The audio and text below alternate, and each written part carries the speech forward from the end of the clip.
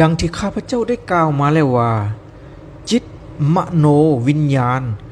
เป็นสิ่งเดียวกันแต่เอื้นต่างกันซื่อๆวิญญาณแม่นหยังวิญญาณแม่นการรับรู้หรือการรู้แจ้ง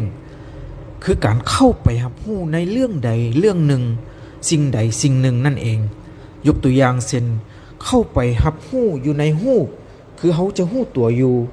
เข้าไปรับรู้ความรู้สึกของเขาจะรู้ถึงความรู้สึกสุขทุกข์เฉยๆเข้าไปรับรู้อดีตเขาก็จะรู้ไป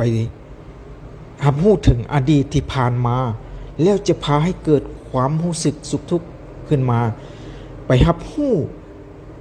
ถึงความคิดปรุงแต่งเขาก็จะรับรู้ไปในอนาคตสิ่งที่ยังมาบ่ถึงดังนี้เป็นต้นจิตใจของเขามันเป็นธาตุรู้ที่ทำงานอยู่ตลอดวันตลอดคืนบ่มีมือหยุดมือเสาถ้ามือใดเขากำหนดจิตเขาได้อยู่ดึงจิตมาอยู่ห่างกายอยู่มันก็จะบ่ทะเลถลายออกไปรับรู้สิ่งใดสิ่งหนึ่งฉะนั้นเวลาที่เขานอนหลับไปเขาบ่สามารถกำหนดจิตของเขาได้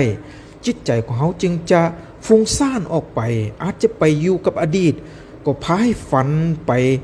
ถึงสิ่งที่เขาเคยเฮ็ดผ่านมาหรือไปอยู่กับอนาคตไปอยู่กับความคิดปรุงแต่งก็พาให้ฝันไปในอนาคตดังนี้เป็นต้น